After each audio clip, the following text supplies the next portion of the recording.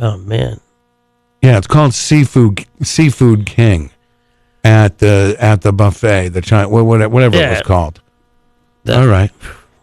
Amazing. A good buffet is hard to pass up. It is true, but the buffets are coming back. Are they coming back? I think so. I mean, I want to go to Golden Corral now that the COVID thing's done. Yeah, I've never been. It's amazing down south, so I can imagine how it is here. All right, that's going to do it for us today. All right. Thank you, everybody, for tuning in, including superfan J-Fed. Hope you have a great day. Keep it right here. You got Matt Connerton Unleashed coming up at 4 p.m., followed by the Majestic Theater's Through the Stage Door. And if you missed it on Friday, Holly C's Retro Spectrum Radio with special guest Mike Palapita, Queen City Cabinetry. So keep it right here. WMNH. Have a great day, folks.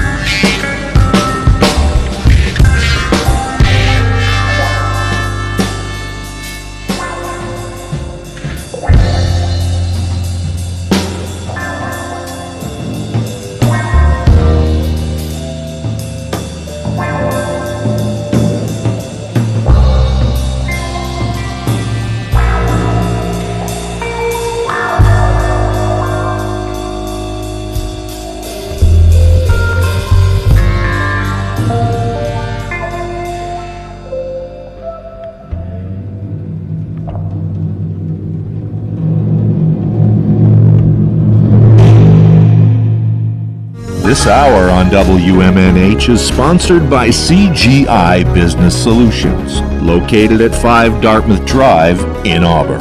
They serve all your business needs, including employee benefits planning, corporate design and business administration, investments and wealth management, and customized business insurance solutions.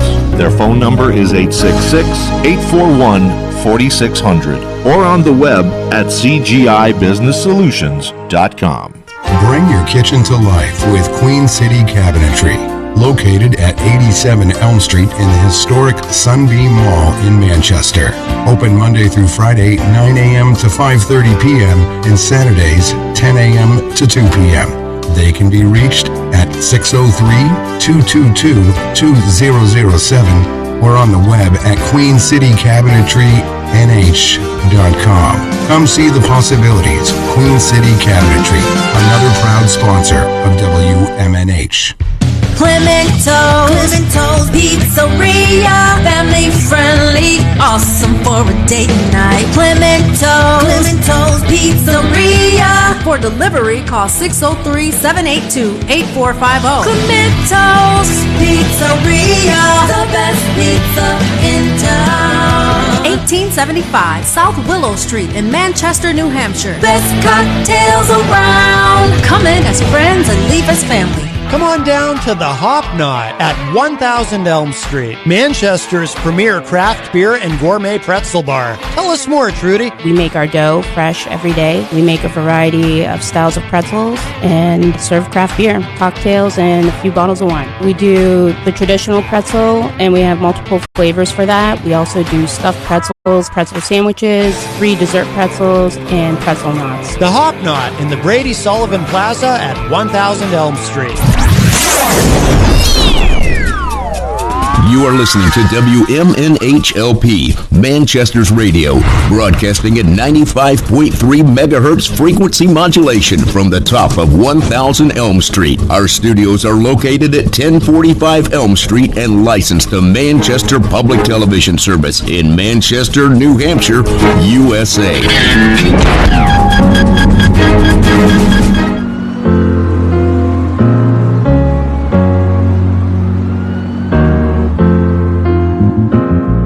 They say don't throw stones if you live in a glass home, but America is Rittenhouse. Time we took a Rittenhouse and rebuilt from the bone. The structure's irredeemable. Trying to stay away from the thought that it's undefeatable. Yeah, cause that's what evil do. Choke you to the point where what's this bad, it don't seem real to you. Create the pain and profit from misrelievers. The pills, violence, the pursuit of money and achievement. Ain't a heaven and hell, God, but like to think that there be consequences when you make all of your money off of demons. But it seems in this land, that's what gets the most applause. Manipulating each other just to get the most applause. Our empathy rarely extend beyond what we can see. On that, it ain't real if it ain't happened to me. If passion could breathe, it be in the ICU. Let's live somewhere where all the hospital beds was used. Asked them about a vaccine, they said my body, my choice. In Texas outlawed all women's rights. Ain't dudes looking like somebody bodied they voice. Son, I ain't hear a peep. Every time the wolves come around, I ain't hear a sheep. And every so-called progressive treat democratic presidencies like 8 years of sleep. I'm just saying, this week, it's like this shit, it's just a movie. Once your good gotta win, but he get in, couldn't name the good your good gotta did. They say you know who someone really is, you get them near the edge. Well, look at our border, you'll find our country's soul there. Look around at people determined to keep control, where they ain't never even had it in a place that's never known fair. Body cam service proof of the audacity. Mass shooting casualties accepted mad casually. Civilian deaths don't matter at home or abroad. So between us and the machines, who the drones really are. It ain't a system if one guy could stop it. Average Joe getting up my mansion while Biden watches. Them student loans, the ropes around yo and I's pockets. Pay to learn to be in debt while the wealthy guys profit. Yeah. Hypocrisy, monotony, every race judge each other but all agree on misogyny. Internet revolutionary, shooting off technology. Act like you a fraud soon as you try to affect policy. Yeah. Whole generation of look at me, I read Marx but work for a corporation.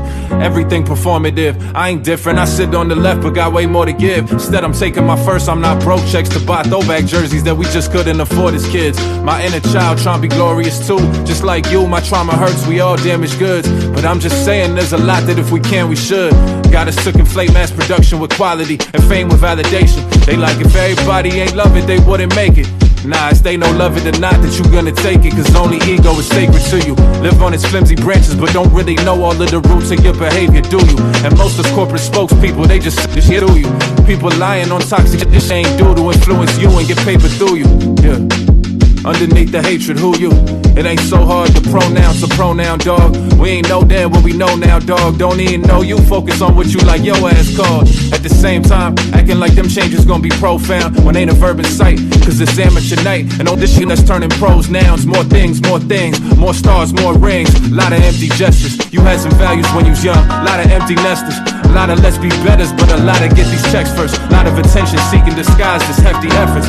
A lot of diamond chains disguised as hefty net worths. A lot of big chested dudes behind desks who forgot the legwork. We all gon' be revealed eventually. Little time to fix it all, we in need of centuries. Rather smile in the fire than languish in levity. Except it's not the enemy, fighting is longevity. Win or lose for skeptics be, we just can't be letting we go. Try and be the version of me that's for us. Cause living in them shallow waters lead to a deep mistrust. Yeah, healing's not a feeling, it's a process. Progress not an object, it's a concept. Humanity's a conscience, not a contest. It's time we confess, cause they've been putting on a show. And we've been on set from the onset, but smiling in the face of woe and keep going's all we gon' get for catharsis. And that's enough, trust me, to make it underneath all of the fear where the love be. That's where I'm trying to go, and I'd love company. So whatever feel inevitable in this young country, we still got a choice, you still got a voice. Time to change, so them trophies that they still trying to hoist. Going down swinging don't mean you can't go down living. So I'ma live it to the end. Even if I got no saying when, I got the how, and you won't find that on the fence. You won't find that on the fence, nigga. No, ain't a big God guy, but if she exists and was trying to teach us about us, we're more perfect than this. As we prioritize band-aids for ourselves and next of kin, instead of trying to heal world wounds that are generations in. This COVID here to stay, cause all we think about is me, and can't envision eyes one in the global community. Our demise will be that failure, thinking we can hoard science. Our inaction is action, thinking we can ignore violence. A team only as good as its 12th man's health, and we've been raping and pillaging our bench for centuries.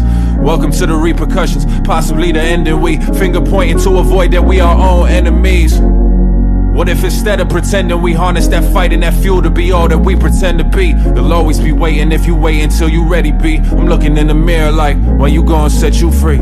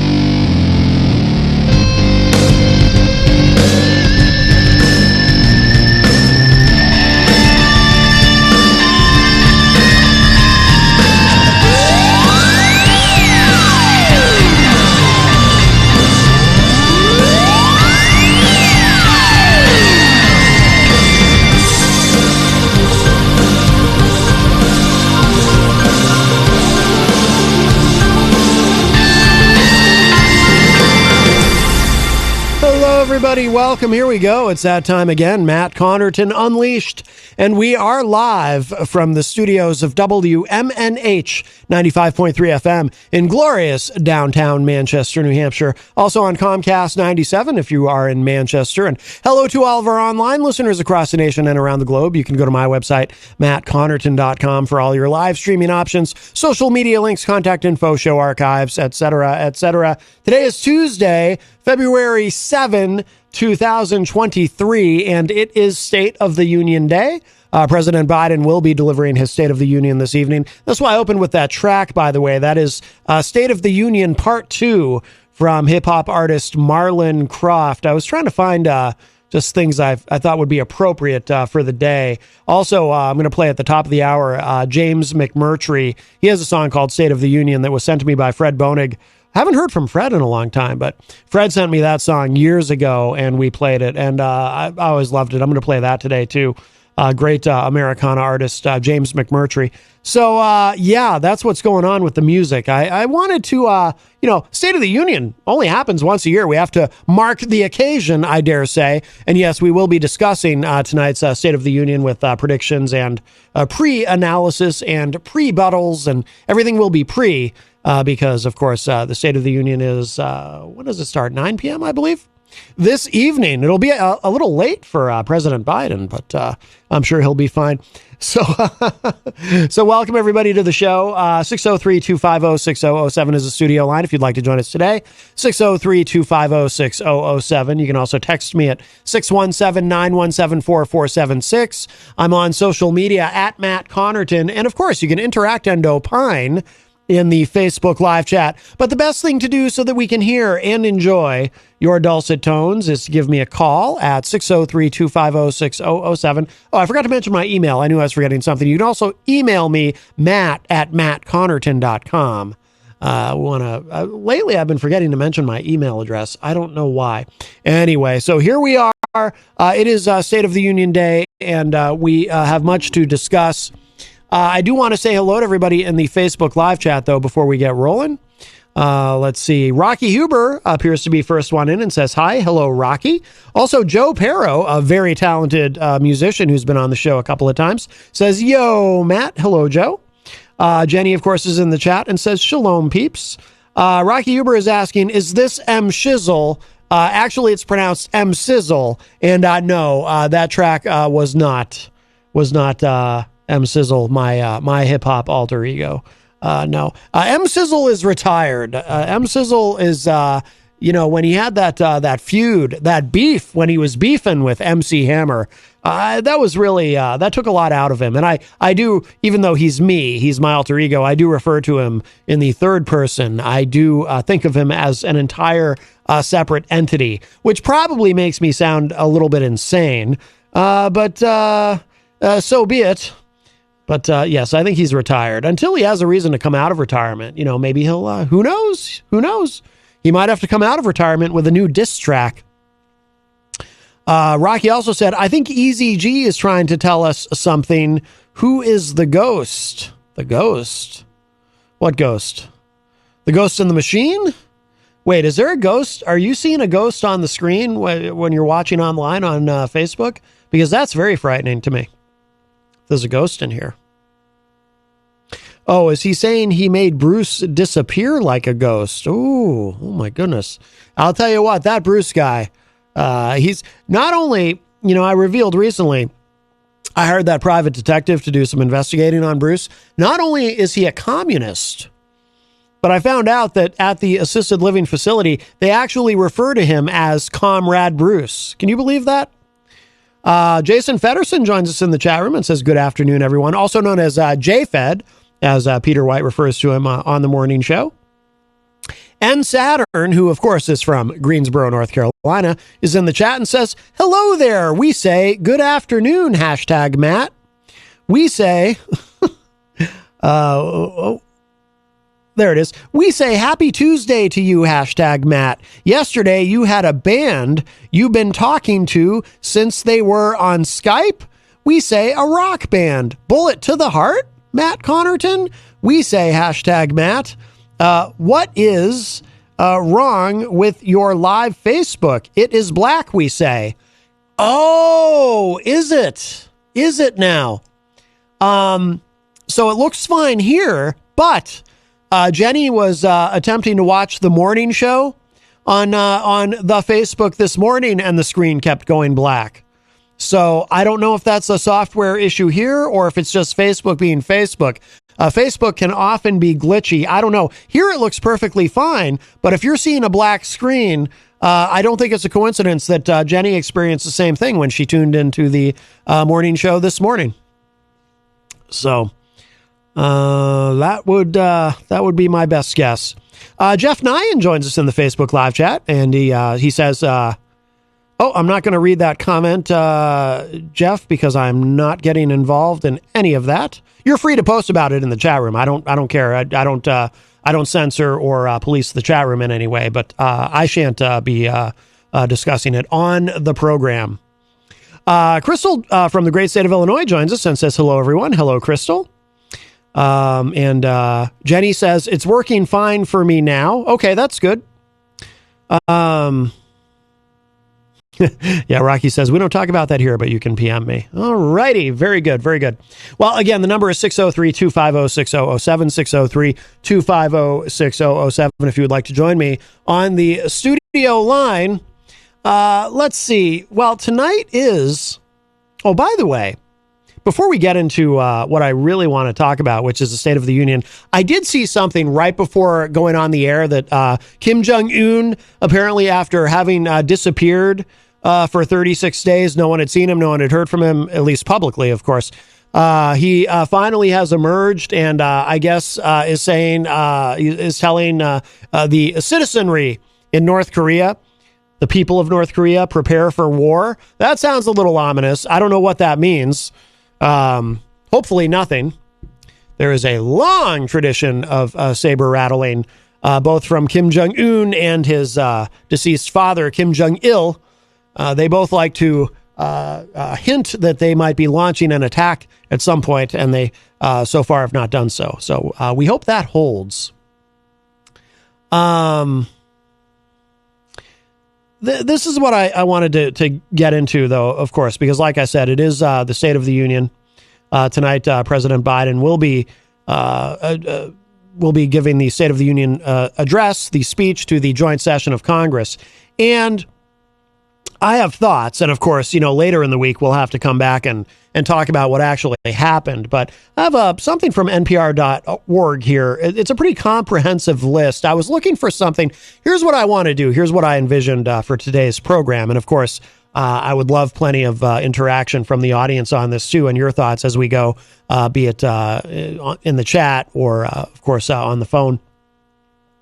I have some thoughts about what I think the president might want to do and say and articulate in his speech this evening. The way that I would suggest approaching it is not what he will do. And I understand that. But I have some ideas in a broader sense, and then we're going to go through this list. And I'm going to give you my thoughts on each item, each issue on the list that the president is likely to express tonight. Oh, John Hopwood joins us in the Facebook live chat. Somebody was asking the other day, John, about you. John says, why are you covering the satanic portal behind you with the simple black sign with the phone number and call numbers? Well, I was not aware that there was a satanic portal behind me, John, but if there is, we do want to hide that for a couple of reasons. First of all, I don't want to get sucked into it. Also, I don't want whatever is in the satanic portal to come out and get me. That would be very frightening. Although, if anything like that should ever happen, I do hope that it happens during sweeps week, so we can get those ratings. John Hopwood says, quote, the president, stop kissing Biden's arse, you Irishmen. You are so clannish. Not that kind of, he means like clan, like family. No.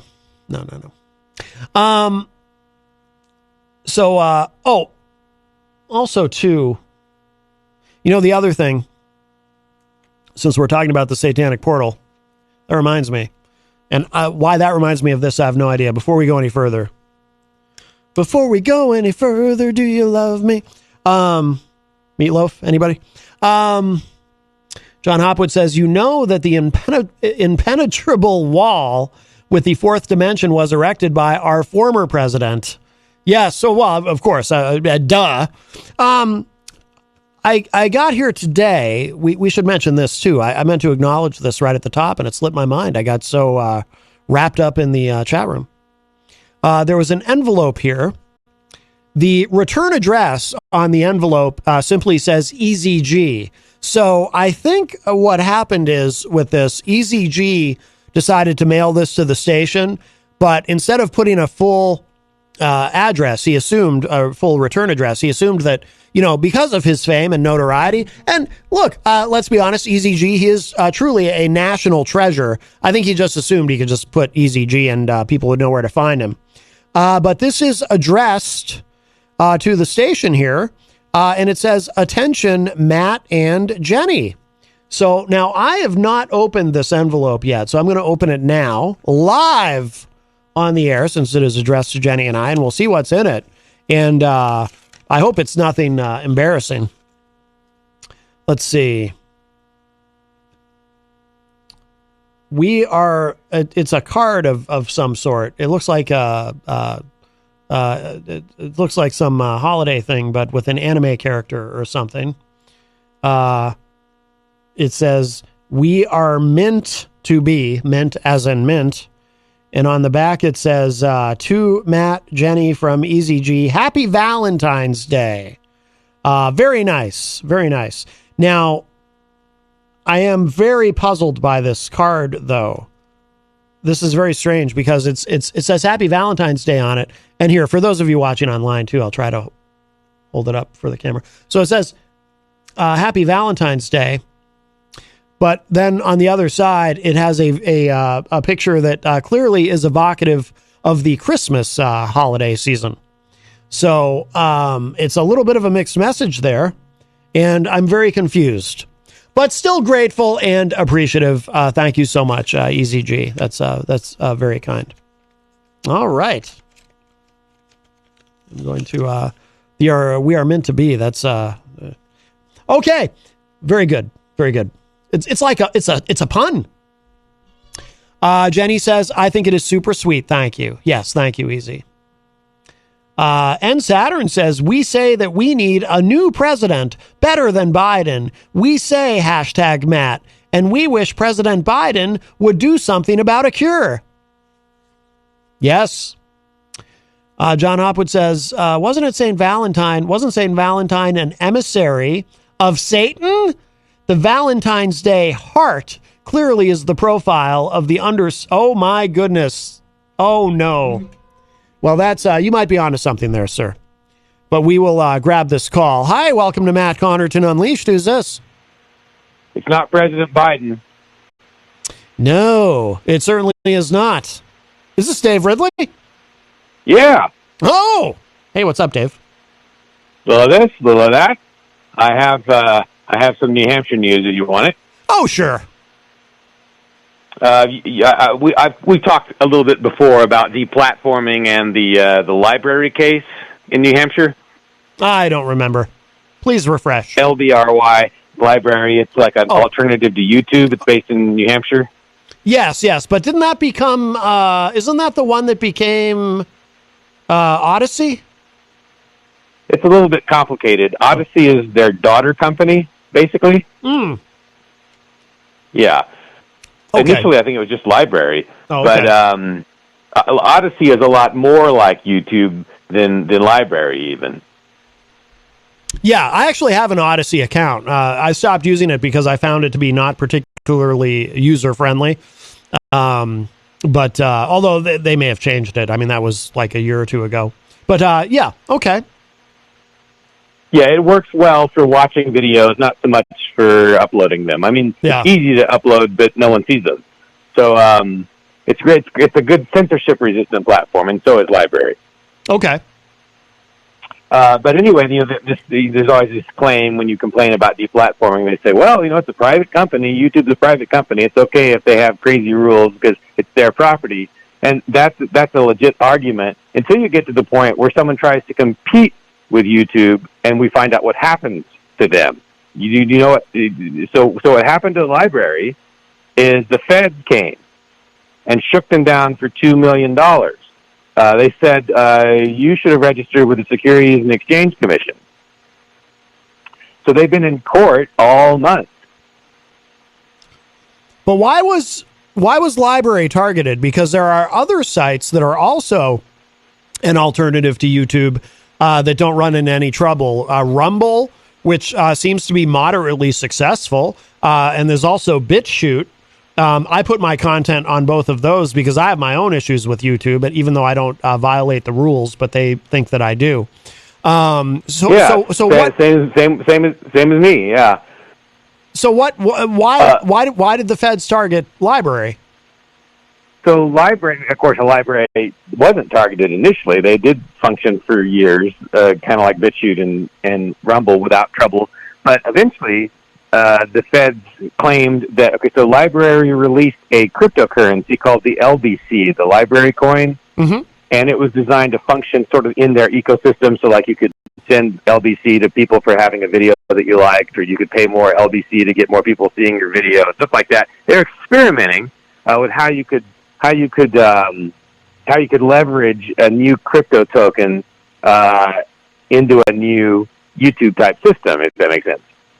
Yeah, isn't that kind of what Odyssey was doing as well? I think Odyssey uses dollars, so it's not the same. Okay. But I think they're coming for Odyssey too. They're talking about it. They've been talking about doing that in federal court. It's been bandied around. Oh, maybe we should just come after Odyssey too. But the reason they came after library was they said because you've got this token, you need to register with the Securities and Exchange Commission. So, but they wouldn't tell them that when they asked. Like they would call the Securities and Exchange Commission and say, "Do we need to register with you?" And they said, "We're not allowed to give you legal advice." So they just talked to their lawyers, and their lawyers said, "No, we don't think this token is a security." And guess what? When they went to federal court, the federal government said the same thing. They admitted that the library token was not a security, and then they demanded, they ordered that LBRY be disgorged and shut down as a business. So is that what has happened? Is it down? Is it done? Yeah, they've already ruled. Okay. They haven't decided exactly. Some of the details haven't been handled, so we have to keep going back to court. They're destroyed as a company already. The lawsuit bankrupted them.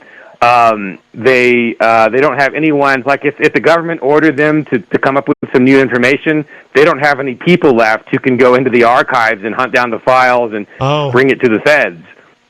Right. So it's just, it's a corpse now, but the feds are trying to just, feast on whatever's left. See, this is why I've always been very skeptical, Dave, and I know we've talked about this before, but I've always been really skeptical about getting into any kind of cryptocurrency, virtual coins, anything like that, because it's only a matter of time until, if the idea is to do something that operates outside of the standard federal monetary system, all of that, it's only a matter of time until the government, especially now with what happened with, Sam Bankman-Fried, SBF, is it? No, what's the name of the, I can't remember now. Anyway, it doesn't matter. It's only a matter of time until the federal government begins to try to regulate all of it. And then it's not even, and then what's the point, right? Then you're not even doing anything outside of the established monetary system because the government's involved. So the government will get involved one way or another. You are basically, you're roughly right, I think, about currencies that are not Monero and are not Bitcoin. Bitcoin was created at a point in the circumstances that allowed Bitcoin to be created will never exist again, right? You could start work on something like that without anyone hacking it. No one would care what you were doing. You could do it. No one would know you were doing it. And you could be anonymous and then disappear. That was all done with Bitcoin and some other things that made it just unreplicatable, basically. Well, Bitcoin was the first, right? I'm sorry, go ahead. Bitcoin, just as a point of clarification, because I could be wrong, Bitcoin was first, right, of these? Wasn't Bitcoin kind of the prototype? Or no? What? Wasn't Bitcoin kind of the prototype in terms of cryptocurrency, or was there something before Bitcoin? Not really. This was the first thing. Okay, that's what I thought. But Monero. Okay, so both Bitcoin and Monero, no one knows who created them. So those two are probably the ones to watch. And most of the alternative coins are not that useful. Some of them do fill a niche that Bitcoin does not and cannot. For example, low fees and so forth. But you don't need 1,000 coins for that. But I think, the idea, though, that you could, start a company and just, issue a token or something like that and then let people invest in your company by buying the token, it actually is a pretty cool idea in theory. It doesn't work very well with the feds intervening. Right. Well, that's the thing. I mean, anything like that you try to do, the feds are going to come in and kill it or regulate it to death. It's like with EFTs. I don't know what the status is of this now because I haven't followed it closely enough, but I know that there was legislation introduced to include EFTs under the purview of the Securities and Exchange Commission. To treat EFTs EFTs or NFTs? NFTs, I'm sorry. Right? See, I get this mixed up. Okay. I was like, what is an EFT? Yeah, sorry, NFT. I'm not good with letters. There was legislation introduced to force NFTs to be included and regulated under the Securities and Exchange Commission. And I just look at that and I think, well, of course that's where it's going. So why bother? Unless you're going to get in and make a lot of money and get back out, and then before the feds come along and start regulating it. But that's why I've always been so skeptical. They've had 12 years to regulate Bitcoin, and China, by the way, has banned it 9,000 times now, and it never seems to the ban never seems to take, right. So in this sense, Bitcoin is starting to become the tail that wags the dog, and so I don't worry too much about Bitcoin, but all these little coins, if they have a head office, they know who to come to do the heuristic thing, and make the president stop the crypto. That's what they've always done to alternative money in the United States. but they have no head to chop off with Bitcoin because Satoshi Nakamoto is probably already dead. Okay. So there's no way to. Oh, that's interesting. See, I'd never thought about it that way. But so in other words, there's no way to kill Bitcoin in theory. There's no way for the feds to ever kill Bitcoin itself specifically. You could probably do it with a nuclear war or by shutting down the internet in some other way. Yeah. Okay. Well, it's possible though for just one person with one computer in a bunker to have the copy of the whole blockchain right there and just start it up from one computer. Okay. Interesting. All right. In theory. But anyway, library still functions. It's not that the protocol has been destroyed. You can still use library to archive things. It's just that the business surrounding it has been destroyed. Oh. Well, so the website itself will eventually go away, right? Because there's no one to maintain it, right? There's no one to renew the domain name or anything, right? It's possible. I wouldn't be surprised if some of the users just buy the domain name for a song or something like that and just maintain a presence there of information. The software, though, still works, and it's like anything else. I remember when the Microsoft game Allegiance went out, it was like one of the best computer games ever made, and it only lasted for a year, on the Microsoft servers. They weren't making money on it for some reason, so they abandoned it. But they just handed it over to the users, and we still play Allegiance to this day. It's still very well populated and a great game. So it's the same thing with a library. Yeah, the business around it might disconnect, but it's all handed over to the users. It's all decentralized. So in theory, then it becomes shareware or freeware, right? Because it becomes open source at that point, right? If it's just handed over to the users, and then the users sort of it becomes democratized in that way, right? Yeah, that would be my expectation, roughly. Okay. Oh, all right. Well, that makes sense. I mean, that's certainly not unusual. There are plenty of things like that on the internet. Right. Okay. But anyway, so that's what's been going on at Concord District Court and some of the nefarious deeds of the federal government. Sure to be followed by additional. There's always more nefarious deeds. Great, so. Dun, dun, dun. All right. Anything else, Dave? I just go to lbry.com to keep track of what's going on. I think the website's still functioning. I would add, though, if you have content there and you don't have it anywhere else, you might want to download it so you do have it somewhere else. Maybe so. Yeah. You have some stuff there you don't have somewhere else? Oh, and library was my backup for YouTube, but then I do think all my stuff ended up on Odyssey too, and on my hard drive and everything. The files are not in much risk, but the it's a little bit difficult, like to re-upload all. I mean, I think I've uploaded 3,000 videos since I started my YouTube channel, so I would not be at the time it would take to upload 3,000 videos again if they were taken down. I wouldn't do it. Hey, by the way, our friend Alex Whiteley from the UK in the chat room makes a good point that never even occurred to me, but he's right. He points out that a lot of sites have their own currency, though. Facebook Stars, for example, Robux on Roblox, is that how you say that? FIFA points, etc. So, yeah, so some social media sites and games and such do have their own virtual currency. So yeah, that's true, and that never really occurred to me. Huh. Well, library issued a statement saying they believe they were targeted first because they went as far as they could. They were focused heavily on following the rules and being forthcoming and doing everything they were told, except for paying false fines, basically. So they did everything. They were jumping through all the hoops. They were really transparent and everything like that. They claim they think that's why they were come after, because it was just so easy to go through their records. Yeah. And they advocated, if you're going to do this, hide everything.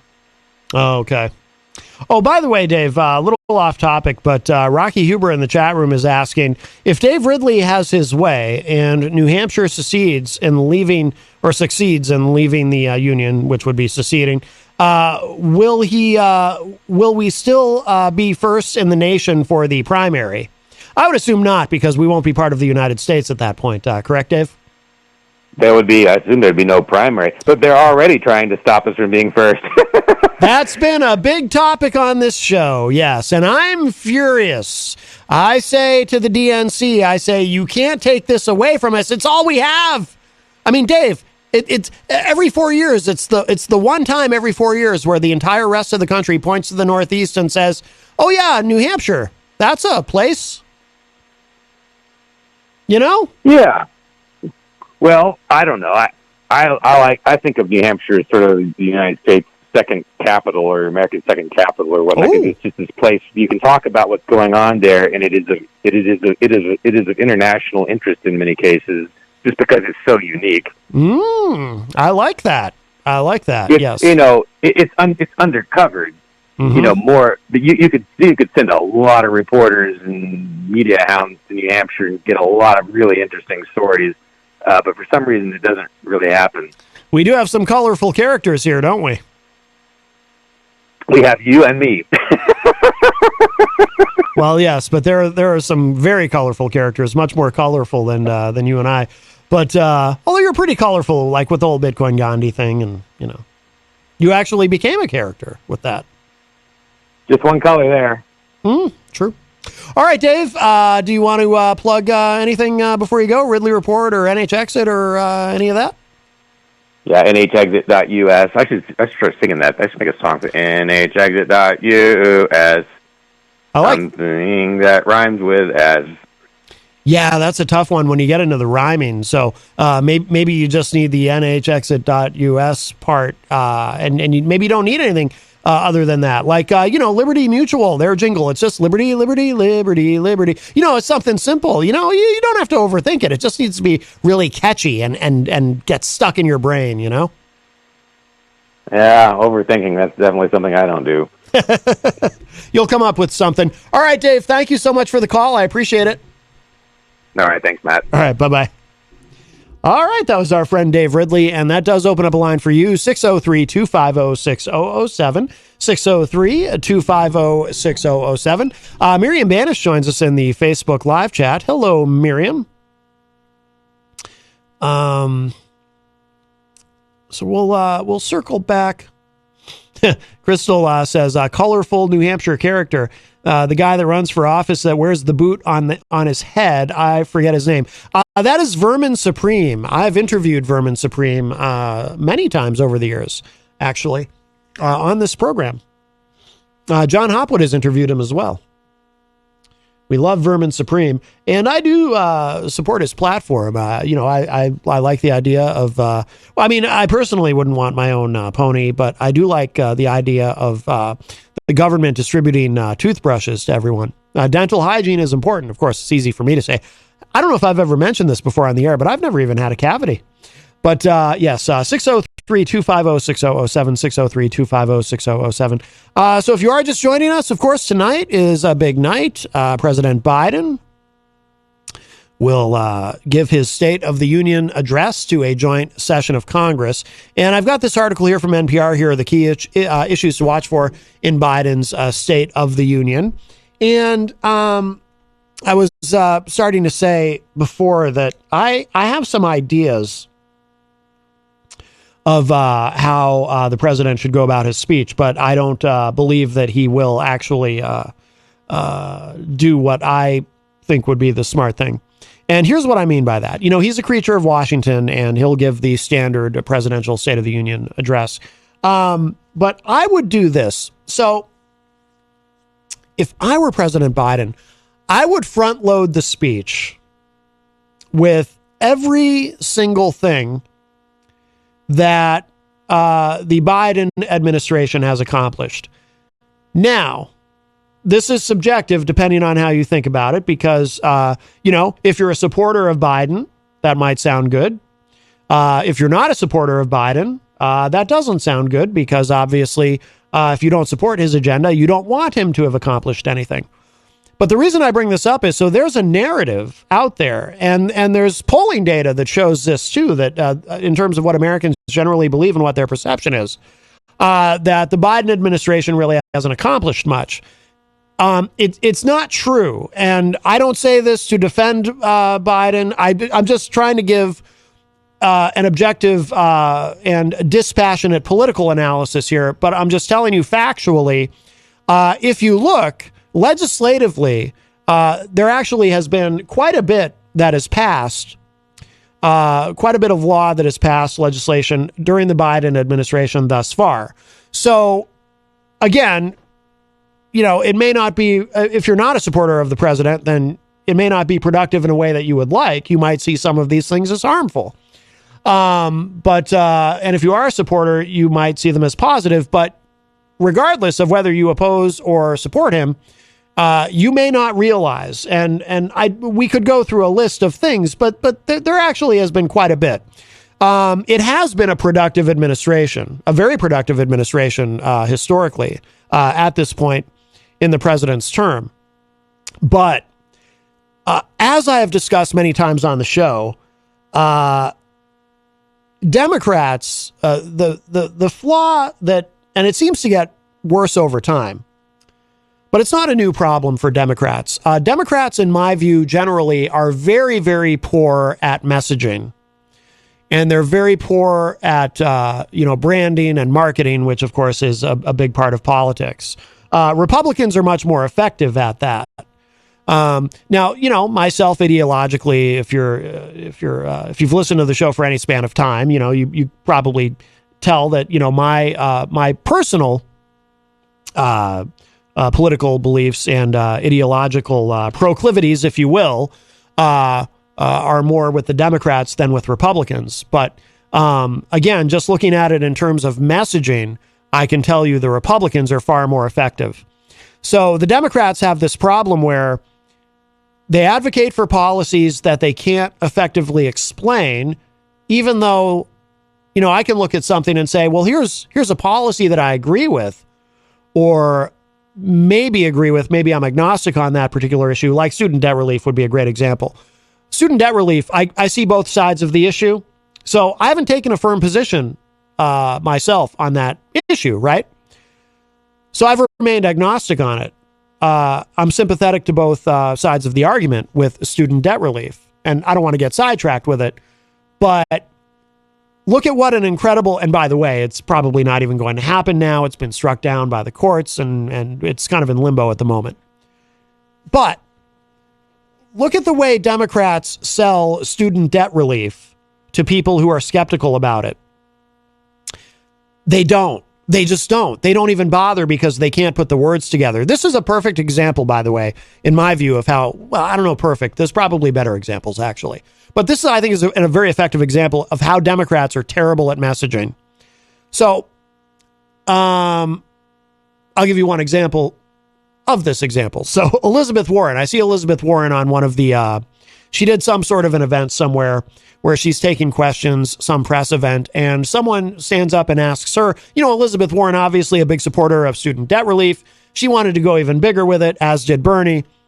Somebody says to Elizabeth Warren, and it's a perfectly reasonable question to ask, someone who had already paid off their student loans. They say to Senator Warren, well, what does this do for me?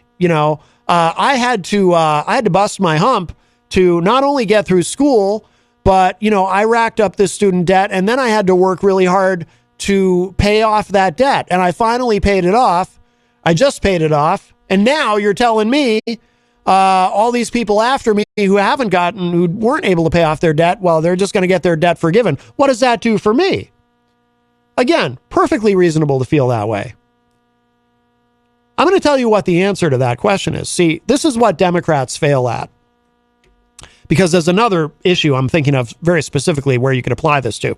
But, so what does Elizabeth Warren say when somebody presents her with this? Well, what does this do for me? Here's what the answer should be. And I'm not saying, by the way, that this is necessarily correct. Depends on who you ask. Because it involves economics. And economics is not an exact science. You have many different theories of economics. But here's what I would say if somebody were to ask me that question, and it was my job to advocate for that policy, as Elizabeth Warren does. I would say something to the effect of, well, it actually helps all of us because you have all these people who have so much debt and it's a very heavy burden and they have trouble keeping up with their loans.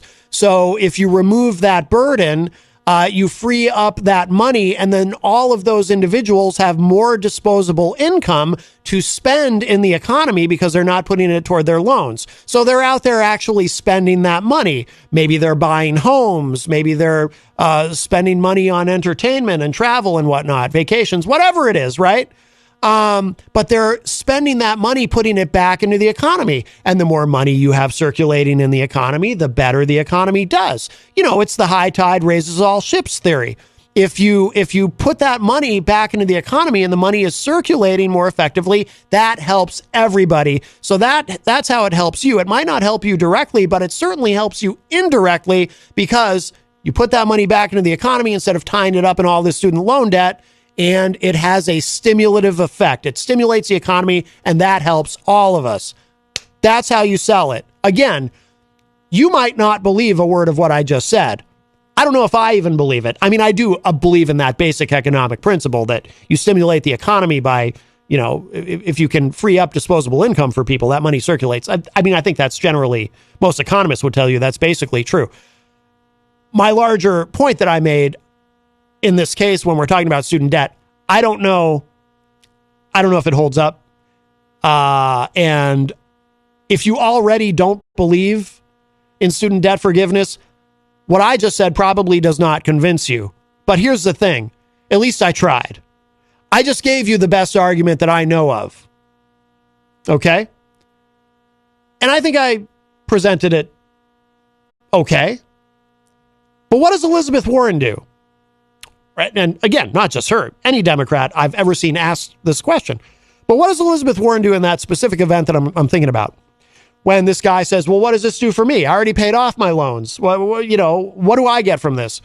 Does she say what I just said about how, no, it is going to help you because it's going to help all of us? No. Here's what she does. See, in politics, you never answer the question that was asked. You always answer the question that you wish had been asked. Now, if you're lucky, sometimes those two things match up. But in this case, it didn't. She didn't want to be asked that question because she doesn't have an answer. So instead, she just talks about how it really kind of answers the opposite of what this guy was asking her. Instead of explaining how it's going to benefit him because it's going to benefit all of us in a macroeconomic sense, she starts talking about how, well, you know, all this student debt, it's just so crushing on people who have these loans, and we just really need to. In other words, she just basically gives her spiel that she already gave about why she thinks it's a great idea, just using slightly different words. Doesn't address his question at all. Doesn't even try. That's what I mean when I talk about how Democrats are bad at messaging. The answer I just gave you, that's the right answer. Again, I'm not saying it's necessarily true, but at least I can make the effort. I know that. Elizabeth Warren doesn't know that, apparently. She'll just blather on about how, well, you know, we need to help these people. And by the way, I'm not saying we don't. Again, I'm just saying messaging.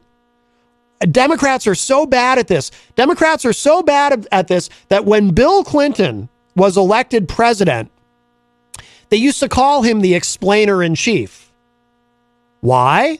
Because in Bill Clinton, you had something unique. You had a Democrat who could actually explain things clearly to people, who could actually articulate and explain policies instead of just this weird, thing where they can't answer anything directly. I'll give you another example. Immigration. We need more immigrants in the country. And by the way, this does all tie into the State of the Union, I promise. Be patient with me. Okay, we need more immigrants. Now, I understand the system is broken, but just put all that aside for a minute. This is just a simple fact that any economist will tell you. We need more immigrants into the country. We need to get more immigrants in here. We absolutely do. We have, what are we down to now? 3.4% unemployment.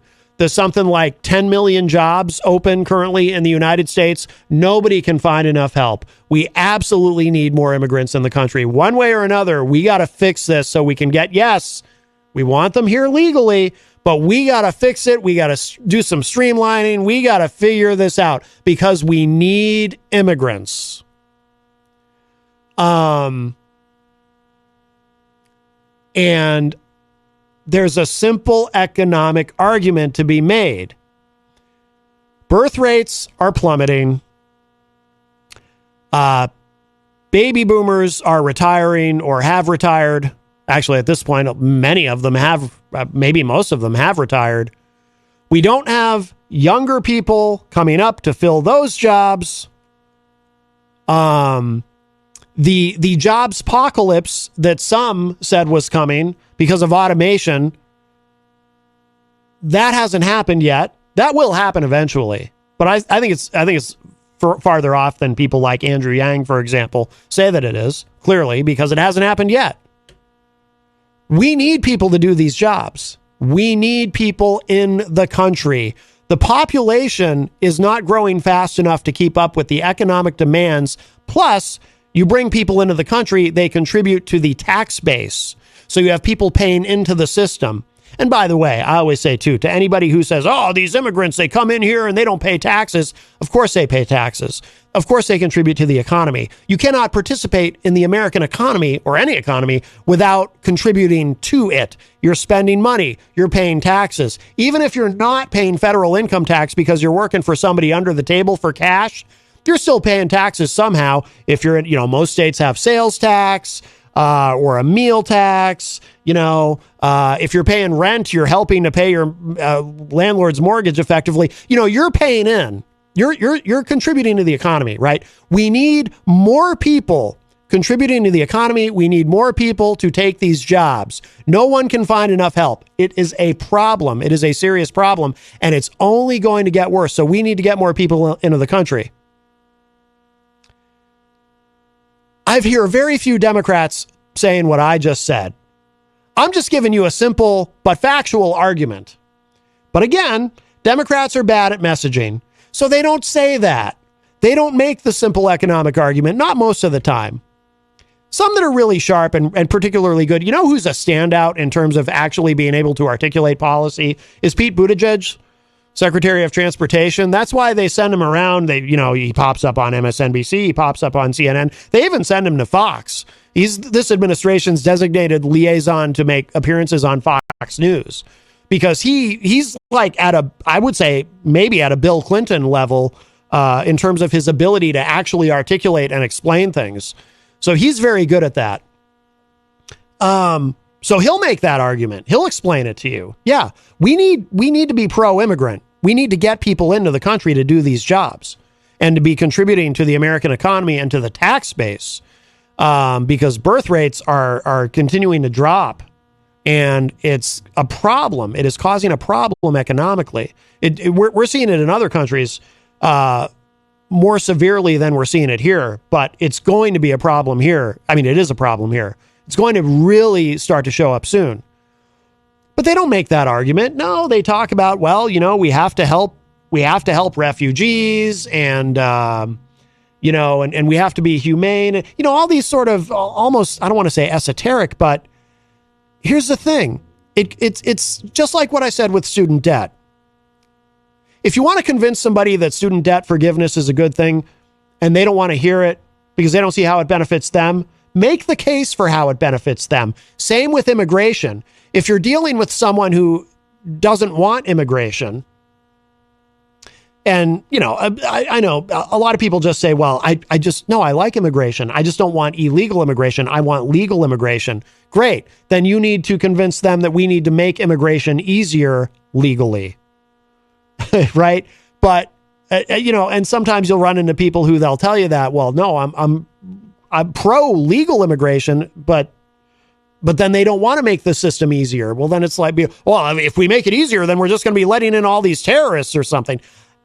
You've got to make the economic argument because the economic argument is an argument that demonstrates how it will help them. Again, it's really the same argument as the debt relief argument, right? Because you're talking about helping the economy, which helps all of us. So you have to make the pro-immigration argument by explaining how more immigrants in the country helps the American economy, which will help all of us. That's what Democrats, I may have actually stumbled into where I think the problem is. on messaging and communicating and articulating policy for Democrats. They don't understand that you have to demonstrate to voters how something is going to directly help them. Well, not directly, but indirectly help them, because otherwise it's all theoretical. It's all hypothetical. You know? It's like with healthcare. You know, if you're trying to make the case to somebody that, you know, every American should have access to adequate or preferably better than adequate healthcare, if they already have a great healthcare plan, they might not care, or they might just not care about other Americans. You know, they might just not care about poor Americans having access to healthcare or whatever. They might not be engaged on the issue. But if you can communicate to them how, again, really, it goes back to an economic argument, doesn't it? It all goes back to that. If you can convince them that, well, you know, if everybody has access to healthcare, we as a country, again, in a macro sense, will be healthier. If we're healthier, we'll be more productive. If we're more productive, that helps our economy and we'll be economically stronger, and that helps everybody. But they can't do it. I don't know why, but Democrats can't figure out that. So that's why we get into a situation where, for example, you have an administration that legislatively has been very productive, whether you like the product that has been produced or not, putting that aside. I'm just saying, just factually, there's a lot of legislation that's been passed. They've been very productive, but we have a situation where I think I saw a poll today, 2/3 of Americans think that this administration hasn't really done much of anything. Now, that doesn't match the facts, but if that's your perception, well, why would you think any different? Is the administration going to tell you about all the things they've accomplished? Are Democrats going to tell you, hey, here's what we've done and here's how it benefits you? No, because they can't figure out how to do it. They literally cannot figure out how to do it. They can't figure out how to tell you anything. So they'll just let you continue to go around thinking that they've done nothing. It's really incredible. The reason, now this is how that ties back into the State of the Union, and we're already almost approaching the top of the hour, and we'll continue the discussion in the second hour. But I say all that to say, if I were Joe Biden, here's how I would start my speech. I would front load it with this. I would tick off a list of accomplishments, a list of legislation that has passed. I wouldn't linger on any of it. Couple of sentences. We did this, infrastructure and we capped insulin at $35 a month, and we, just go down a list, boom, boom, boom. And you could have, things. Well, I'd break it up. So instead of maybe a lot of broad concepts, you've got a long list of micro things, make it a long list, make it obnoxiously long, but go through everything. This is what we've done. This is what we've done. This is what we've done. Front load it. That should be at the front of the speech, after the, our State of the Union is, whatever. But do that first, and then go back and do all the agenda items in detail. But get that in first. Say, this is what we've accomplished. Because otherwise, nothing changes if you don't do that in terms of perception. All the people who think that this administration hasn't done anything are just going to go on thinking it. And most of them will think that anyway. And just to be clear, by the way, I'm talking about not just Republicans. I'm talking about Democrats. I mean, obviously, Republicans are, they're going to oppose Biden no matter what, and they're going to think the worst of him no matter what, because that's how partisan politics works. But I'm talking about Democrats too. Democrats polled.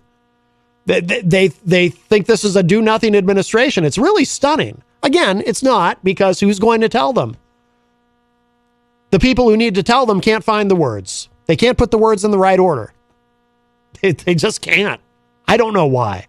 I don't know why Democrats are like that, but they are. So what I think we'll do is we're going to take a break, and then in the second hour, I want to go through this NPR article. Here are the key issues to watch for in Biden's State of the Union, and we'll go through that. We'll see what's on the list, and I'll talk about each one a little bit more, and I'll tell you what I think. I'll tell you what I think he'll say about each one, and I'll tell you what I think he should say about each one, and I will promise you that they probably won't match. They probably won't match. But let's play a song. Let's do this. I love this song. We'll do another State of the Union song. This is James McMurtry. And this actually came out back in 2017. So if the lyrics sound a little bit dated, that's why. But it's called State of the Union. So I thought it would be appropriate to play. And I just love the song. Haven't heard it in a while. So we'll listen to this. We'll show some love to our amazing sponsors. And then we'll be back with our number 2 numero dose of Matt Connerton Unleashed. More to come.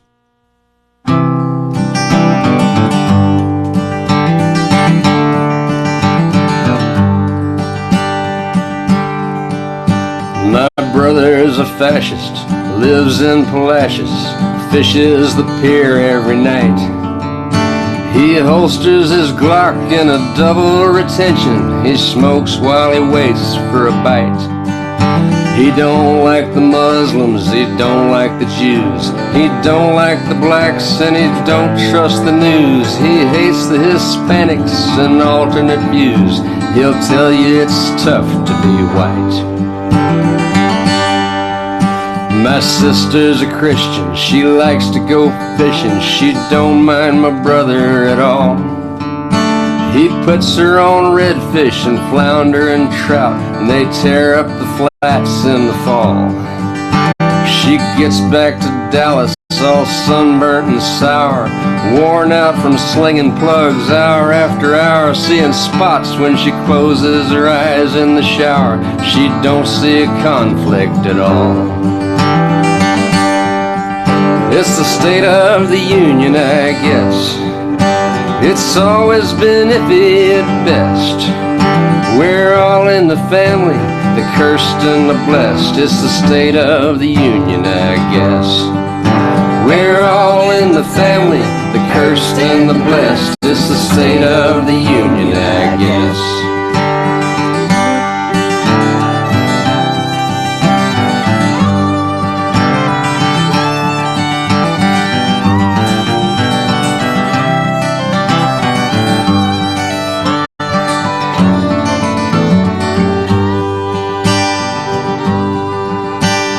Mother turned 80, consummate lady. We took her to Golden Corral, 'cause she likes the yeast rolls and Bourbon Street chicken. We ought to known better by now, 'cause me and my brother got into it good. I called him a hick and he called me a hood. He said Dad always treated his Mexicans good. I guess you think you're better somehow.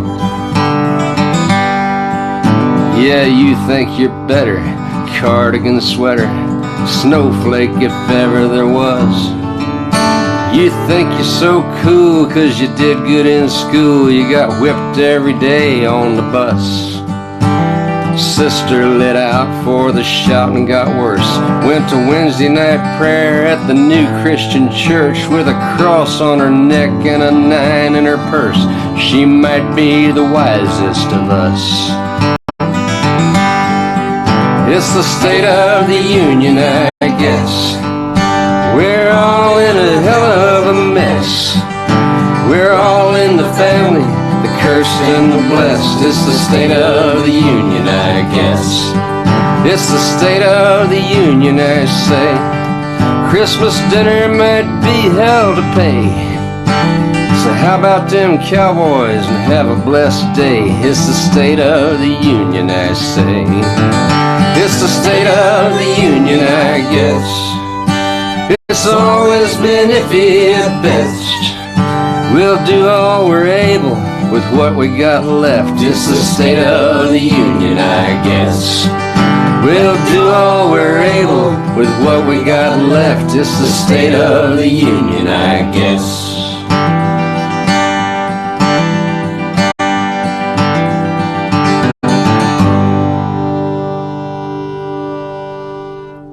Come on down to the Hop Knot at 1000 Elm Street, Manchester's premier craft beer and gourmet pretzel bar. Tell us more, Trudy. We make our dough fresh every day. We make a variety of styles of pretzels and serve craft beer, cocktails, and a few bottles of wine. We do the traditional pretzel, and we have multiple flavors for that. We also do stuffed pretzels, pretzel sandwiches, free dessert pretzels, and pretzel knots. The Hop Knot in the Brady Sullivan Plaza at 1000 Elm Street.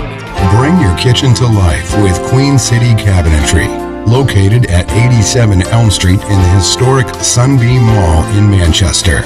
Open Monday through Friday, 9 a.m. to 5:30 p.m. and Saturdays, 10 a.m. to 2 p.m.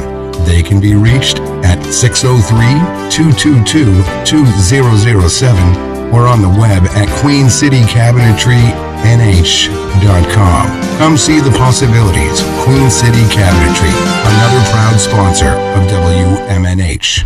Clemento's Pizzeria, family friendly, awesome for a date night. Clemento's Pizzeria. For delivery, call 603-782-8450. Clemento's Pizzeria, the best pizza in town. 1875 South Willow Street in Manchester, New Hampshire. Best cocktails around. Come in as friends and leave as family. This hour on WMNH is sponsored by CGI Business Solutions, located at 5 Dartmouth Drive in Auburn.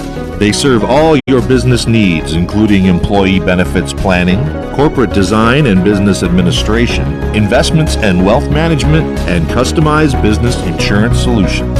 Their phone number is 866-841-4600 or on the web at cgibusinesssolutions.com. WMNH, rip the knob off.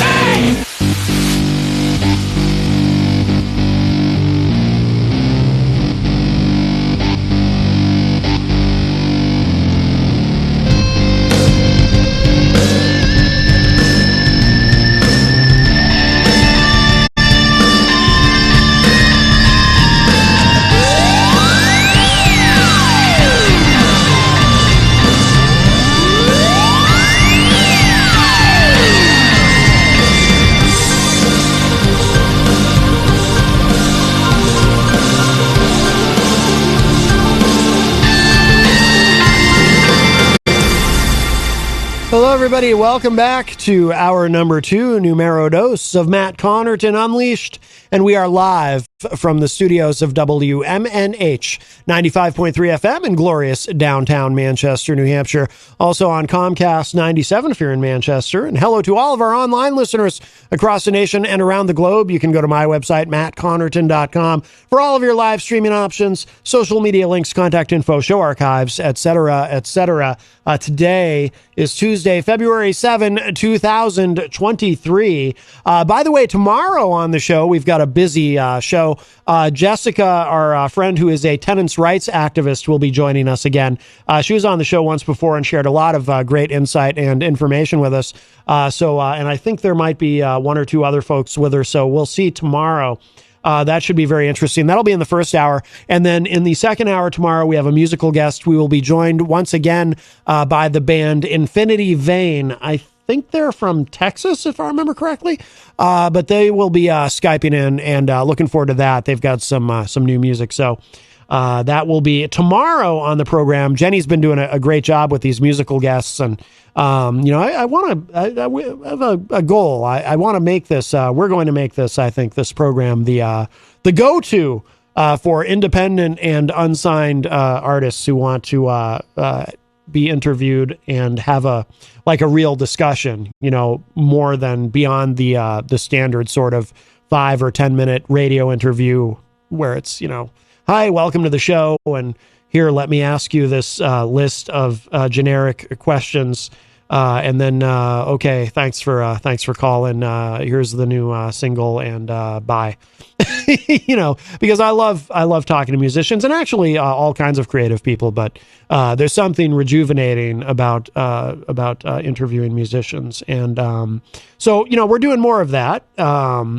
Obviously, the show, today it's all about politics, and that continues to be the core of the program. But we are doing a lot more with music but the show's always been a mixture of different things, politics, music. We have Eric Pilcher's film reviews, we have comedy, we have other things that go on too, and so we might play with the mixture. The ingredients remain the same, but the mixture changes a little bit. But I really think that with the track that we're on, I think that we're kind of I think that we're providing an opportunity for independent and unsigned artists, as I said, to really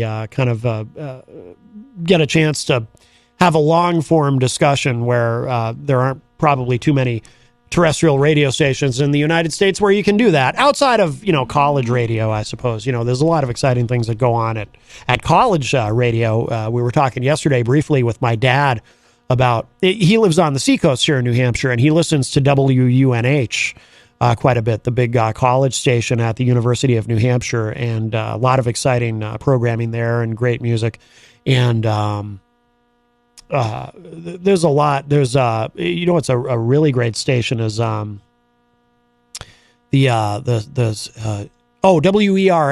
If you're in the Boston area, WERS at Emerson College. That's probably the most professional college radio station in the country. If you listen to WERS and you didn't know that it was a college radio station, you wouldn't know that it was a college radio station. It sounds like a very very professional, very slick commercial radio station, but it's run by the students at Emerson College, and they do a phenomenal job. So there's a lot of great music out there, and college radio is very exciting. I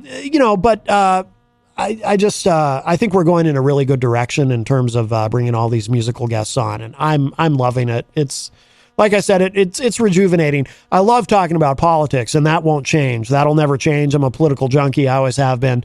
And we'll always go heavy on that. Of course, it's what I'm very passionate about talking about. But it really feels good. I always feel just good after I have a discussion with musicians and talk to them about their art. And so anyway, that's how we go as we proceed forward. 603-250-6007 is the number if you'd like to join us today on the studio line, 603-250-6007. You can also text me at 617-917-4476. I'm on social media at Matt Connerton. And of course, you can email me, matt@mattconnerton.com. You can interact and opine in the Facebook Live chat.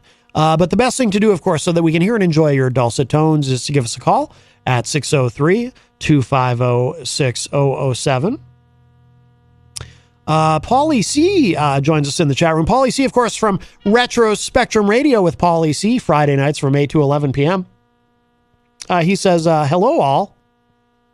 Big fan. Just got into a car accident with the actual owner of the road. No injuries. He refused to give me insurance info. Took a bunch of pics. The cop said the owner of the road was clearly at fault. Interesting. Jenny confirms, yes, Infinity Vein is from Texas. And our friend Nancy Clayton joins us in the chat. Also, Melanie La Liberty from the great state of Vermont says, hey, guys, I apologize for my tardiness. That's okay. That's okay. Also, Mike from Queen City Cabinetry joins us in the chat room, another one of our great sponsors here at WMNH 95.3. Mike was with us, speaking of Retro Spectrum Radio with Paulie C., Mike was with us Friday night for that program, and that was a lot of fun. It was Mike's first time here. I hear a siren outside. Which is not unusual. That was Mike's first time on any of the shows here at WMNH, and we had a great time. And if you missed that, it will replay tonight at 7 p.m. right here on WMNH 95.3. Every Tuesday night, you get a replay of Retro Spectrum Radio. And, of course, you can access the show on demand, as you can all the programming here at WMNH if you go to WMNHradio.org. So there you go. So you've got some options there. Let's see. Again, 603-250-6007 is the number. I do want to get back to this. One other thing quickly. Jerry the King Lawler has apparently, and I know this because EZG messaged me and said, Jerry the King Lawler has had a stroke. This is from TMZ.com. Report: Jerry Lawler suffers medical emergency, rushed to hospital. It says WWE legend Jerry the King Lawler was rushed to the hospital after suffering a medical emergency. According to multiple reports, the 73-year-old had a stroke and underwent surgery at a Florida hospital. Pro wrestler Ricky Morton seemed to confirm Lawler's status, tweeting, quote, "I hope my friend is going to be okay. I love you, Jerry. Please direct good vibes, thoughts, and prayers to Jerry at this time. Genuinely appreciate it and hope to hear good news in the very near future," unquote. Lawler recently appeared at WWE's Royal Rumble show last month, where he was a commentator on the hour-long kickoff show. Jerry appeared to be fine that night, but the WWE Hall of Famer has had heart issues in the past, suffering a near-fatal cardiac arrest on a 2012 episode of Monday Night Raw. He also had a stroke in 2018. I didn't realize that he had a stroke in 2018, but I do remember when he had a heart attack live on the air on Monday Night Raw in 2012. He was doing commentary, and all of a sudden he stopped talking and lost consciousness. And they had to rush him out of there and rush him to the hospital, and he nearly died. He made a full recovery, but yeah, he actually had a heart attack. Live on the air is really terrible. So we hope he's okay. 73. It's hard to believe he's that old. He's got a weird sort of, at least in terms of how he looks and how he, the energy that he projects on screen. He's always had kind of a weird agelessness about him. He never seems old, no matter how old he gets. It's odd. Oh, well. Alex Whiteley in the chat room says, "Did you watch the Grammys? Does it interest you?" No, I don't watch awards shows. I never really have. I find them incredibly tedious. I know DJ Reckless was watching last night, but and he told me a little bit about it. But I don't watch the Grammys. I don't know if anyone in the chat room does, but not me. All right, let's get into it. This is the article from NPR.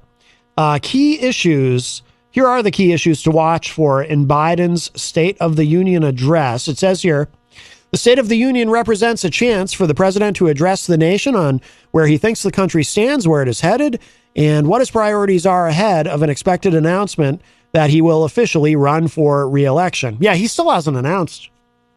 So far, the only candidate who has made an official announcement is Trump. And we know that one is forthcoming from Nikki Haley because she announced that she'll be making an announcement. And we all know what the announcement's going to be. I think on the 15th of February. DeSantis hasn't said anything, although we know he's probably running, but we'll see. But so far, Trump is the only one who's officially in the race. It says here, but President Biden, who turned 80 this past November, has quite the task ahead of him. Despite an unemployment rate that is the lowest since 1969, I think we're down to 3.4%. Americans continue to be in a sour mood about the direction of the country. 2/3 say it is headed in the wrong direction, and a majority disapproves of the job Biden is doing as president. Yeah, his approval rating continues to be underwater. That's true not just on the economy and inflation, but on issues ranging from crime and guns to immigration and the war in Ukraine. At the same time, despite the prevailing sour sentiment, Democrats did better than expected in the midterms, and they were able to pass significant legislation in the past 2 years. Partisanship seems to be fueling the negativity, and when compared to former President Trump, the current frontrunner for the GOP nomination, Biden is usually even or ahead in head-to-head polls and favorability ratings. That's true. I mean, Biden's best shot for re-election is if Trump is the nominee, because Biden's already beaten him once. Trump is the one individual. Well, I mean, he's the only candidate who's declared, but his numbers are usually worse than he's the one person whose numbers are consistently worse than Biden's. But having said that, if it's somebody, the biggest problem, put everything else aside, whether you're a Republican, Democrat, whatever you think of on policy, ideology, all of it, and even however you think about the job that Biden has done, put all that aside. If it's anybody other than Trump, I think Biden's in real trouble, because I think that, again, I hate to be ageist. I really do. But listen, I've seen 90-year-olds who seem very spry and certainly with it mentally and so forth. But Biden is an 80-year-old man who, at times, he really does seem his age. Now, at times he doesn't. Sometimes he seems really sharp, in fairness. Sometimes he seems really sharp, and it's like, his cognition seems good as far as I can tell, and he seems really on his game. And other times, man, he just seems tired. He just seems tired and not, in other words, what I'm getting at is this. You can put everything else aside. If it comes down to a choice between Biden and someone who just seems energetic, it's not even about youth, it's about energy. Somebody who seems energetic and sharp and awake and articulate and fully engaged. That's the person who's probably going to win. I think at that point, when you have 80-year-old Biden standing across the stage from, how old is Nikki Haley? I looked it up the other day, I think 51. Or standing across the stage from Ron DeSantis, who I think is only 45. He's really young. How's that going to work out for Biden? It's not going to go well. It's not going to work. Even if Biden, holds it together well through a debate, he's just going to seem like there's going to be a feeling of, we need an injection of youthful energy here. And, that's why I often make the joke about, hey, how about a young, spry, fresh-faced 65-year-old in the White House? Because we went from, when we elected Trump, we elected the oldest president in American history until we elected Biden.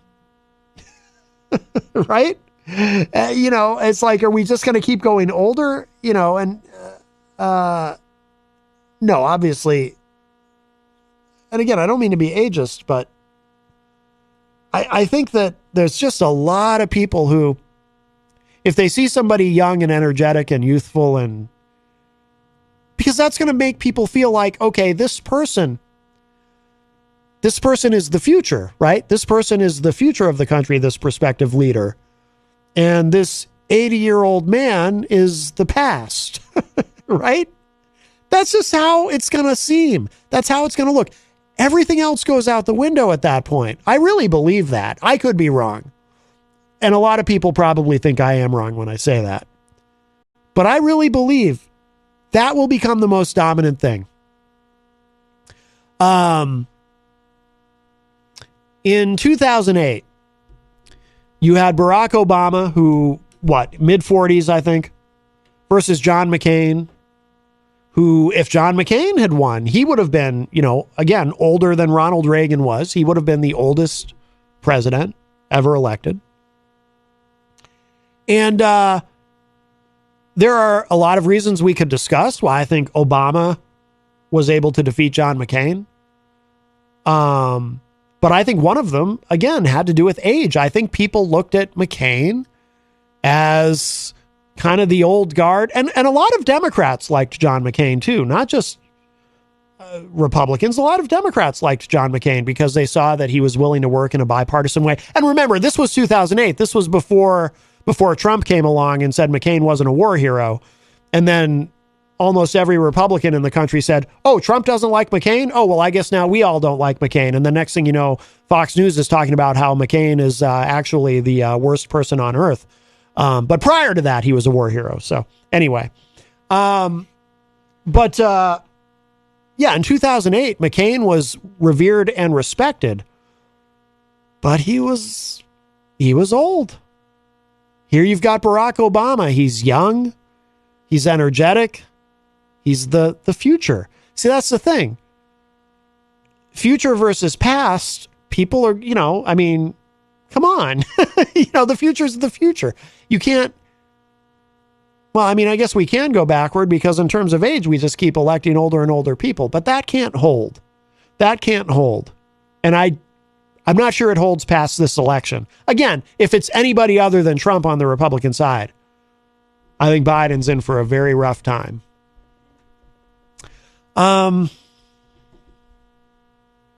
Let's see.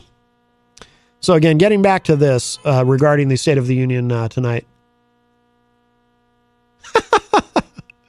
Melanie says, "What? I know how to clean this up for radio.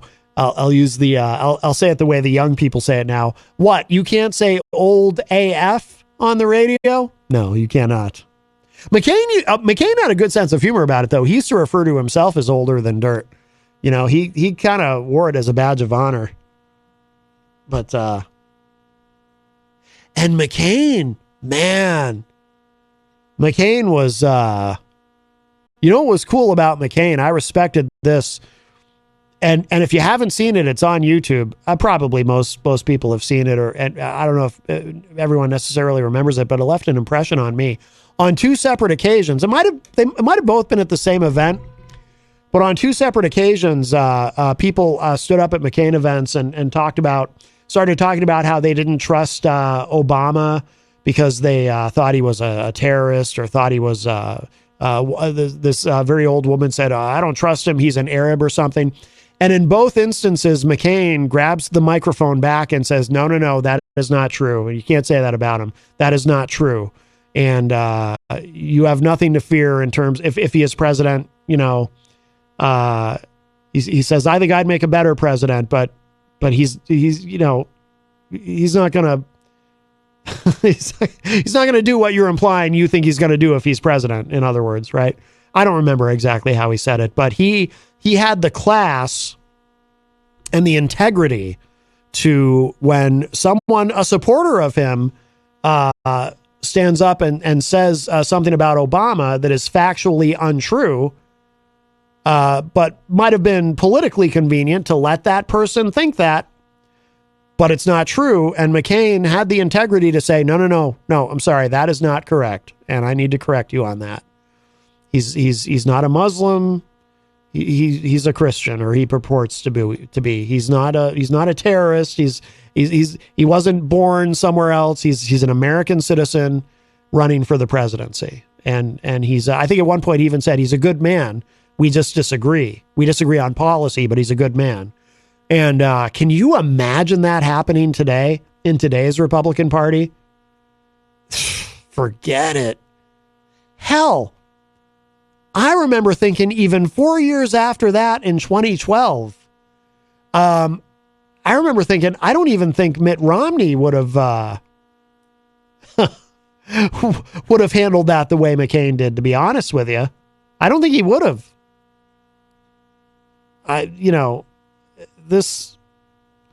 What we see now, that didn't start with Trump. Trump just knew how to exploit it. But can you imagine that today, though? I mean, it just anything goes today. It's incredible. Paul EC says, "Whenever you say McCain, I think of French fries." I don't get it. Oh, like as in McDonald's? McCain? McDonald's? Is that? I'm not sure I get it.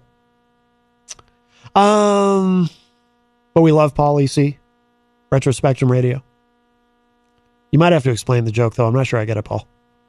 And I hate not getting the joke, because then when you explain it, if you explain it, I'm going to be sitting here like, oh, that is so incredibly obvious. I can't believe I didn't get it. And I'm going to feel very foolish. All right, getting back to this, because it's getting very late and we're nowhere near done. So Biden's instinct is to call for unity and strike an optimistic tone. But that will be challenged tonight with newly divided leadership in Washington. It will be made all the more obvious for viewers at home with a face they haven't seen before over Biden's left shoulder, recently minted House Speaker Kevin McCarthy, Republican of California, whose conference is intent on putting Biden's administration and his son under the microscope. Here are several issue areas: China, climate, COVID-19 and health, education, economy, gun violence, immigration, opioids, policing, reproductive rights, and Ukraine, and the challenges Biden faces in addressing each. What did Paul just share in the chat room? I need to know. Oh, that's why.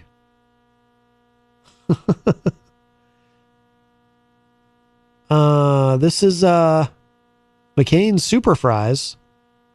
McCain Super Fries versus puzzles? McCain Super Fries versus puzzles. What is this? I need to play this. I need to know what this is. I don't know what this is. I need to know what Paul's referencing here. Let's see.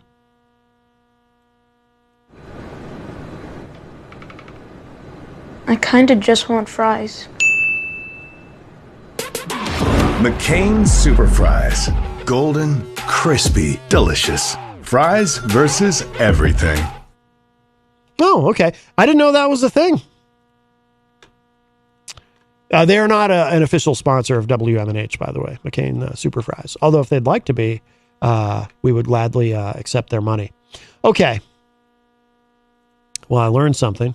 Now I'm gonna kind of skip down here.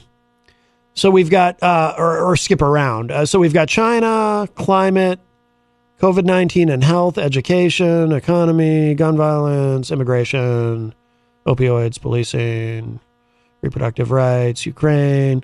Okay. Because I touched on it earlier, let's start with immigration. So I'm skipping around. We're not going to have time to get through all of these. Okay, immigration. So for most of his presidency, President Biden has avoided talking about immigration and the U.S.-Mexico border, and it's not hard to see why. And by the way, you know my feelings on it if you're a regular listener. I think this is an issue where this administration has been terribly derelict. And I think the criticism that the Republicans have had for the Biden administration on the border and on immigration is well-founded. I think that, I mean, it's pretty bad. And I understand. The argument that I made before is I understand that when the Biden administration began, the president did put forth a plan to reform immigration. And, you know, we talk about immigration reform, but it never really goes anywhere because, you know, people have a hard time thinking about it in a nuanced and complex way. And it's actually a very complex issue. But it's easier to say, you know, build that wall than it is to deal with the actual problems of the immigration system, which is broken and needs to be streamlined. Actually, the number one cause of illegal immigration in the United States is people entering the country legally under the visa program and then overstaying their visas. When their visas expire, they just don't leave. We have more undocumented immigrants because of that than, well, actually, you can't even call them undocumented. They were documented, but now they're here illegally if they don't leave when their visa expires. And there's more of those folks than there are undocumented immigrants who cross the border. But, our friend Eric Pilcher had some great ideas on how to reform that and simplify that, which, by the way, would also deal with the problem of, you know, we need more workers in the country and people contributing to the tax base and the workforce. But this administration just, so they came in with a plan. The plan didn't go anywhere. Couldn't get enough support from Republicans to help make that happen. Couldn't do it unilaterally with just Democrats. So the plan, like every other plan for immigration reform, just languished. And again, I hate to keep harping on messaging, but since that's what happened, and since he put Vice President Kamala Harris in charge of that particular subject, she should have been, you know, if it really is the case that there was just nothing that could be done without help from Republicans, then she should have been on the Sunday morning talk shows every week, pounding the table, saying we need Republican engagement on this to make this happen. Here's our plan. Here's what we want to do, but we need help getting this done, and let's work together. But again, she's a Democrat, and Democrats can't figure out messaging, so that didn't happen. So instead of anything happening with the immigration plan that Biden had, I guess everyone just kind of shrugged and said, well, I guess whatever. And now we have the problem that we have now and that we've had for a long time, and it's probably worse than it's ever been. So this is probably going to be a pretty sticky. In terms of the State of the Union, I don't know exactly what he's going to say on this issue. I mean, what I think he should do is I think he should go big and unveil a new plan and say, this is what we're doing, and everybody needs to get on board with this because this is how we fix it. And really be tough about it. You know, not just a sort of hands in the pockets kind of, you know, hopefully we can get bipartisan support on this, but if we can't, then oh, well, I guess nothing changes. No, you got to be tough, and you got to start shaming some people and saying, you know, if you're going to complain about this, if you're going to beat us over the head with it all the time, like you do, and it's well earned, frankly, then we need some buy-in from you, and you need to help us fix this. Anyway, that's my rant about it. Here's what it says here. Record migrant apprehensions at the border over the past 2 years have made it difficult for the Biden administration to advance its immigration agenda in Congress, and courts have blocked many of its attempts to shape immigration policy. That is true. I mean, in fairness, especially when you're talking about Title 42, the administration has been almost entirely at the mercy of the courts when it comes to that. So I understand that. But that's still not an excuse for the dereliction that we've seen, in my view. It says Republicans who now control the House of Representatives have launched a series of hearings on what they call the crisis at the southern border and have threatened to impeach Homeland Security Secretary Alejandro Mayorkas. The chances of a legislative compromise on immigration seem smaller than ever. Oh, hello to Chris Rose from the Commonwealth of Massachusetts, who joins us in the Facebook chat. Still, there's a chance Biden will use this speech to tout his administration's latest enforcement measures, which he announced last month before his first visit to the border as president. Immigration authorities say they're working, at least so far. The number of migrant apprehensions at the border dropped about 40% in January compared to December, the biggest monthly decline of Biden's presidency. I have to admit, I did not know that. That's good. That's good. But, you know, that's a tough, I mean, out of everything on this list, that might be his biggest Achilles heel is dealing with the border and immigration. Let's see. Where do we want to go next? Because we only have so much time. Yeah, let's talk about the economy. Okay. This is our next item. Biden is likely to devote a lot of his speech to the economy, which has weathered the pandemic and the war in better shape than might be expected, even if there's a lot of teeth gnashing over inflation. Likely topics include job growth, record numbers in the first 2 years, GDP growth, nearly 3% annual rate at the end of last year, unemployment at 3.4%, the lowest rate since 1969, and gas prices down sharply from their record high last summer. So there's a lot of good data there. Again, Democrats are bad at messaging. So, you know, there's a large portion, we'll get back to this, but in a second, there's a large portion of the country too. You have to remember, there's a large portion of the country, did I say portion? Portion of the country. I did an amalgam of portion and country in my mind. I do that sometimes. I mash words together. It's my mouth is moving faster than my brain. There's a large portion of the country that is apolitical, and an easy way to measure that is only about half the country actually votes. So you've got that half of the country, if they are, well, they're not unemployed, obviously, because unemployment's so low. But if that half of the country that has no political engagement whatsoever and all they know is everything has gone up in price and maybe they're making a little bit more money, but the increase in their wages has not kept pace with the increase in inflation. And that's all they know. Just anecdotally, that's all they know is what's in front of them. That's their daily reality. Then as far as they're concerned, the economy's terrible. They don't know all the good data that there is. But then you've also got a lot of people who are politically engaged who, look, I say this all the time.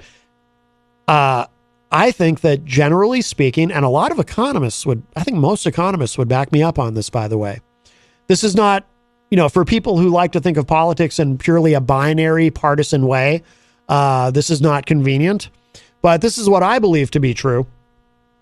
I think that people generally give the president of the United States far, far too much credit and or blame for the performance of the economy. We talked about it. We talked about it yesterday. We talked about how George H.W. Bush, he had a 90% approval rating coming out of the first Gulf War after we kicked Saddam out of Kuwait. 90%. Then the economy falls off a cliff. Everyone blames him. And he gets voted out. And Bill Clinton comes in. The president of the United States, people like John Hopwood calls it the big man theory. People like to think of the president as, sitting at the resolute desk in the Oval Office, sort of controlling the various levers of the economy. It is so much more complex and complicated than that. The president of the United States does not control the economy. Now, I'm not suggesting that the executive branch does not have some influence over how the economy performs in some ways, of course, and in terms of monetary policy and influence on that. Well, actually, the Fed decides that. The Fed has more control over how the economy is doing than the president does. The Fed, of course, is responsible for interest rates. But I also don't give Biden, just like I don't blame him for inflation, I also don't give him credit for these other great numbers either. The record job growth. I mean, a lot of this, both on the positive and the negative being inflation, the positive being the record job growth. So much of this is the result of the pandemic, which basically picked up the board and threw all the pieces in the air. And now we see them landing. I mean, that's what all this really is. But our friend Mike Doyle is on the line. Hi, Mike. Hey, man. How you doing? Good. Yeah, you were right about that. I mean, we lost somewhere in the neighborhood of 20 million jobs at the start of the pandemic in March and April of 2020. Yeah. Now some are coming back. Some of the government stimulus is wearing off. And you remember during the Trump years, people were saying, why is unemployment so low? Because people have to go get second jobs. Well, that's probably that may be more of an indicator now than during the Trump years, based on, inflation and gas prices and things like that people need to maybe pick up a second job. But that's what he's touting. But the thing that's bugging me the most, and there's so many things you could go into under this subject, but what's bugging me the most is the lying lately, and the straight out lying to the people. You know what I mean? Versus just coming out and saying, "Hey, here's the problem we have. Here's what we think is a way to fix it," and just I don't know. Lately, it's been about the jobs and the greatest job creation in history ever. You know what I mean? So I don't know. That's the part that bugs me. He also says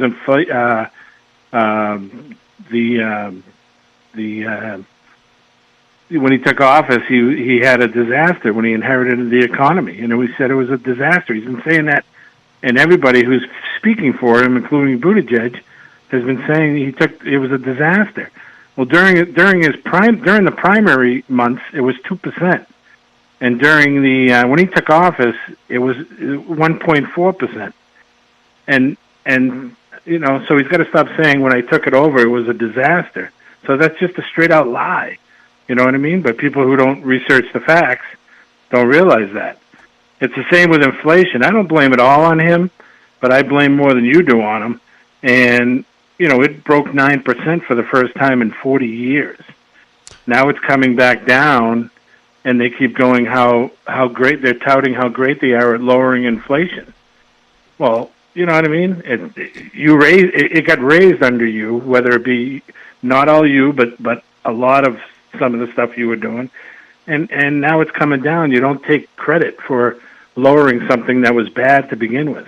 You know what I mean? I partway agree with you. I don't agree with blaming him.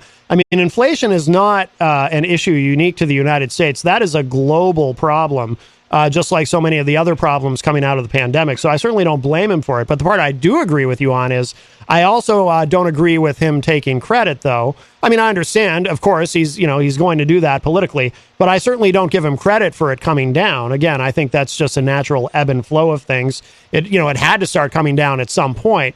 If anyone deserves any credit, and I'm even reticent to say this, but really it's the Fed who has the most influence on this through monetary policy. So if anybody does deserve credit for inflation coming down, now that it's beginning to ebb downward, it would be the Fed for using interest rates to try to manipulate that. I certainly would not give Joe Biden any credit for that. Yeah, but interest rates are at 7% now. So now, there's the ebb and flow of what's better off for people, Mm-hmm. And then we still get this, this crazy, gas prices and the food and stuff. It's a simple question. Are you better off now, or were you better off 2 years ago or 3 years ago, right before the pandemic? When the economy was in that mode. I don't think it's a fair question because of the pandemic. The pandemic, it's like I said. I mean, it's like you're playing a board game and somebody comes along and picks up the board and throws all the pieces up in the air, and then you got to put them back on the board. I don't think there's any way to. I don't think it's a fair question. I don't think there's any way to assess that. To be honest, I don't know. I heard you talk about. I was just listening to you. I heard you talk about like that insulin thing. Do you remember I sent you those articles a year ago that was a Trump had planned that all out. It was ready to go. The $35, and he was going to roll it out after his inauguration. And then when Biden got in and ended up beating him, Biden put it off for review for over a year, and then rolled it out and said, "Here's what we're doing." So I'm not trying to be pro-Trump. I'm just saying that was, if you read online, you'll see that was the Trump plan, and Biden ended up rolling it out a year later and saying, look what I did. But if you really want to micromanage real quickly, you get like the Afghanistan, the border, the fentanyl problem. It's like they're turning a blind eye to it, and it's here. It's China, and it's here, and it's a problem. We need to, what happened to the border czar? And she was going to look at the root cause, and that was a year and a half ago. And what have we heard? They don't. And you're right. It's probably their communication. They don't come out and say, "Hey, here's what we're doing. That's all people want to know. People just want to know you're trying. You know what I mean? Yeah. Whether it works or not, that's another whole game. But they want to know you're trying. They want to know. And I don't know when he gets up there and stands lately. The last 2 or 3 days, they've come out with these lies about I inherited a horror. You're going to hear it tonight. I guarantee you. At some point in that speech, you're going to hear, "I inherited an economy that was a disaster." Well, we were and still. That is I don't really have a problem with that. I mean, we were still very much in the pandemic when Biden was inaugurated, so the economy was in pretty rough shape. And I don't blame that but I don't blame that. In fairness, I don't blame that on Trump either. So if he's trying to spin it as Trump wrecked the economy and I had to come and fix it, that I would have a problem with if he says that. And that's what they've been saying. Listen to what they're saying. All the spokesmen have been saying that. Yeah, he's the great savior here, and he turned it around. And he saved it. Because that I don't care for, because I certainly don't blame Trump for what happened to the economy. In fact, I actually I mean, geez, it's funny. Something my dad and I disagree on. You know, my dad likes Trump, and you know how I feel about Trump, not positively. Right. But we actually had a moment on the show. This was a while ago when Dad called, and I was actually defending Trump on something to my dad because we had this odd, very unique moment where, you know, my dad was very critical of Trump's early handling of the pandemic with the 15 days to slow the spread and everything. And I was saying, well, yeah, it cratered the economy, but unfortunately, you know, as a global pandemic, I think Trump was doing the right thing at that point, and I was actually defending Trump's early actions. But I don't. I mean, the economy did go off a cliff during Trump, but I don't blame Trump for any of that. Certainly, Trump did in the beginning what he. He kind of lost interest in it at one point, unfortunately, but. Initially, at least, Trump was doing what he felt had to be done in the face of a global pandemic, and I supported that absolutely. And just two more questions. Quick question: Do you feel any of that? The original 1.7 trillion infrastructure package? It may be too soon. It's a year out or a little over a year out, but it's been a year now, right? And they've been touting we're going to have new everything and new roads, new bridges, new infrastructure, new communications. You know, everybody's going to get websites across the country. Nobody will be left without this, that, and the next thing. And then they come out and roll out another one just recently, the last one, and it's 4,500 pages, and they only give the officials 24 hours to read through it. Yeah, that's just wrong. I agree. I'm sure it's full of pork. I mean, obviously, infrastructure has to be dealt with. There are things in these bills that absolutely have to be done, like that bridge where they had that bipartisan event with McConnell, and that bridge is vital to our national economy. And of course, as far as feeling the effects of all of this, that's going to take some time, as Mike Pelopita points out in the chat room. But unfortunately, I mean, of course, these bills are always full of a lot of pork as well, and everyone's pet projects. And that's how it works, unfortunately. And I don't like it. Yeah, that's just a tough time for it. Everybody's feeling it at the pump, because every time you gas up, I don't know if you have a car, but every time you gas up, depending if you have a 15 or 18 gallon tank, basically you're paying $1.50 more than you on average that you should. That's $15 to $20 bill. You're just crumbling up in your hand. Sure. And when you get back in the car from pumping up, you're driving down the road, you might as well just throw it out the window. You know what I mean? Oh, it sucks. That adds up. Yeah. It adds up, man. Yeah, of course. Absolutely. And then think of the people who drive for a living, cab drivers, Uber drivers, whoever has to pay for their own fuel, trucking companies, and, multiply that times, whatever. So I don't know. I just don't like the lies. I wish he'd come out and say, "Listen, I'm trying to get both sides to come together here. We're in a tough spot. Things are looking a little better. The thing is coming down. But if you watch tonight, he's going to take victory ride after victory ride over the gas prices coming down, which he just artificially inflated down because of releasing all the oil reserves, and now they're starting to go back up because that's over." And, helping Nordstrom get the Russian pipeline through, but by closing our pipeline, releasing the sanctions on Russia and so they could do their Nord Stream 2 project but stopping our pipe. There's just so many of these little nuances that bug me. But I don't know. I guess the bottom line is I just wish they'd be honest.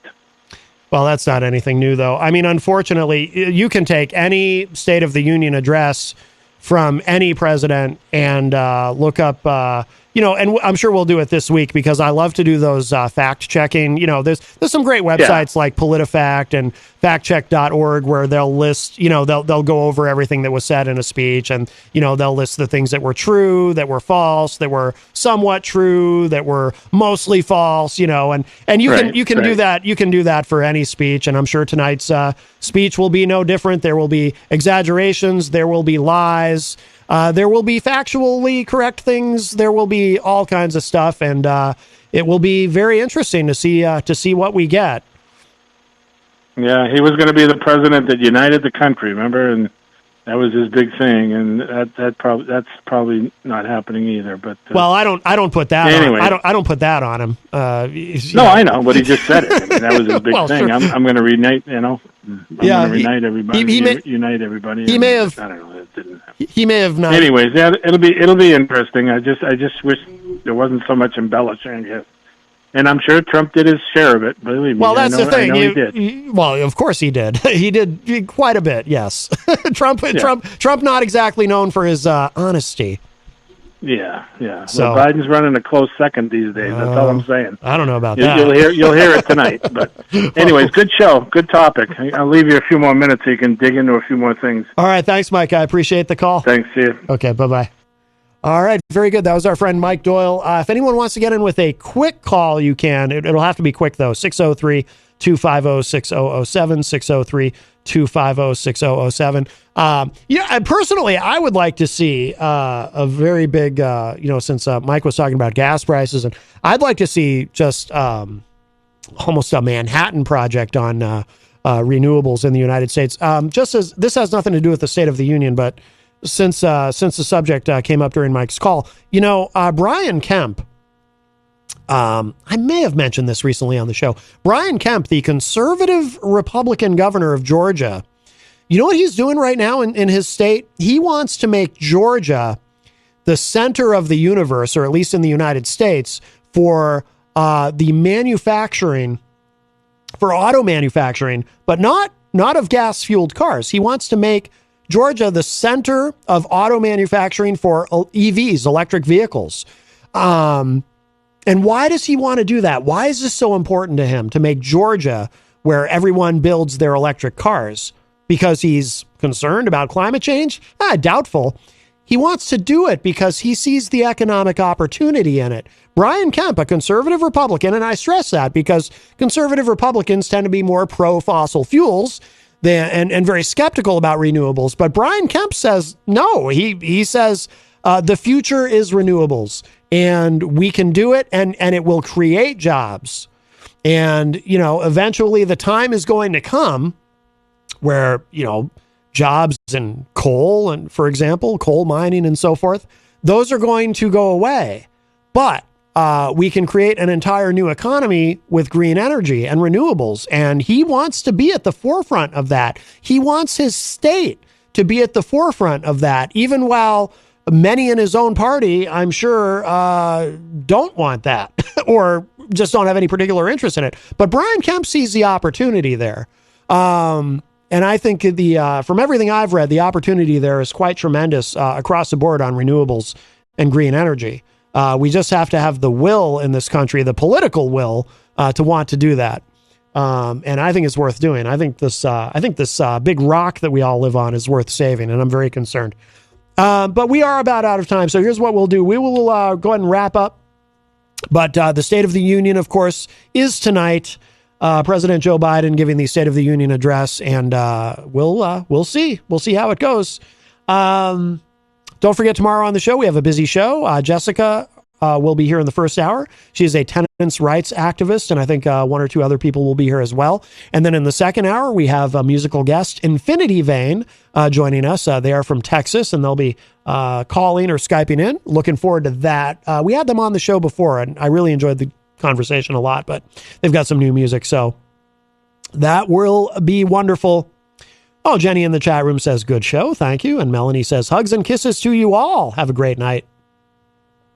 Jason Federson says, awesome show, Matt. Hope everyone has a great night. Thank you. Mike from Queen City Cabinetry says, have a great night, everyone. Great show today, Matt. Well, thank you. You all are very, very nice. I appreciate you tremendously. And if you missed any part of today's show, it will be up in just a little bit at WMNHradio.org and at my website, mattconnerton.com. And don't forget, if you missed last Friday's Retro Spectrum Radio with Paulie C, Mike from Queen City Cabinetry was our guest, and DJ Steve was with us as well. That will be replayed tonight at 7 p.m. And the subject is Rolling Stones covers. And it was a lot of fun. It was a great show. And then as soon as the show was over, I was out of here because I was dreading going out into that Arctic freeze.